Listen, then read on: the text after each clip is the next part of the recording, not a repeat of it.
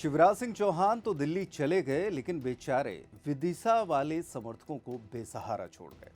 अब हालत यह है कि उनके ही गृहनगर विदिशा में भाजपा की अंदरूनी अंतर्कलह थमने का नाम नहीं ले रही है।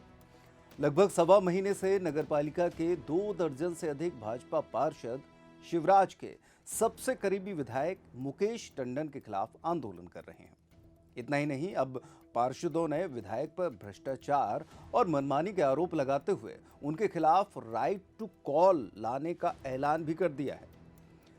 दरअसल 39 पार्षदों वाली विदिशा नगर पालिका परिषद में 2 दर्जन भाजपा पार्षद शहर के विकास को मुद्दा बनाकर टेंट लगाकर करीब सवा महीने से धरने पर बैठे हैं।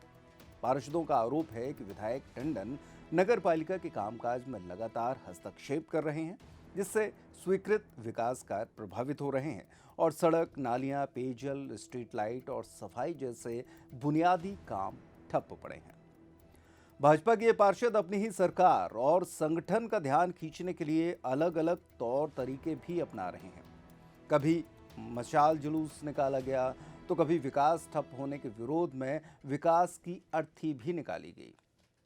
इतना ही नहीं, ये पार्षद बेतवा नदी में अर्धनग्न खड़े होकर भी प्रदर्शन कर चुके हैं।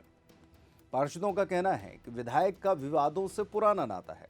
उन पर प्रशासनिक कार्यों और नगर विकास मामलों में हस्तक्षेप के आरोप पहले भी लगते रहे हैं। अधिकारियों पर दबाव बनाकर फैसले प्रभावित करने की शिकायत सामने आती रही है। उनकी कार्यशैली को लेकर पार्टी संगठन में असंतोष और स्थानीय कार्यकर्ताओं की नाराजगी के भी मामले सामने आए हैं और अब मौजूदा आंदोलन ने इन पुराने विवादों को एक बार फिर से चर्चा में ला दिया है।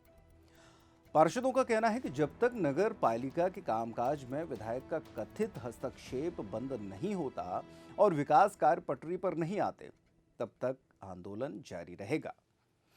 पार्षद प्रतिनिधि धर्मेंद्र सक्सेना ने बताया कि 1 सप्ताह पहले विधायक मुकेश टंडन ने धरना स्थल पर आकर भ्रष्ट अधिकारियों को हटाने और 13 तारीख से विकास कार्य शुरू करने का आश्वासन दिया था, लेकिन अब तक न तो किसी अधिकारी का तबादला हुआ है और न ही निर्माण कार्य शुरू किया गया। धर्मेंद्र सक्सेना ने विदिशा के बीजेपी नेताओं पर भी निशाना साधते हुए कहा कि मंच से विकास की बातें करने वाले नेता अब शहर की बदहाल स्थिति में आंदोलन कर रहे पार्षदों का साथ भी नहीं दे रहे।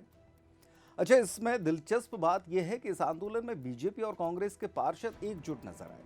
उन्होंने स्पष्ट किया कि यह लड़ाई राजनीति की नहीं बल्कि विदिशा के विकास की है। तो मध्य प्रदेश के इतिहास में संभवतः ये पहला अवसर है जब किसी विधायक के खिलाफ उसी पार्टी के पार्षद खुले तौर पर आंदोलन कर रहे हैं। सत्ता में रहते हुए भाजपा के भीतर इस तरह का सार्वजनिक विरोध संगठनात्मक अनुशासन और आंतरिक समन्वय पर भी गंभीर सवाल खड़े कर रहा है। वहीं शिवराज के लिए भी यह आंदोलन माथे पर लकीरें लाने का काम कर रहा है।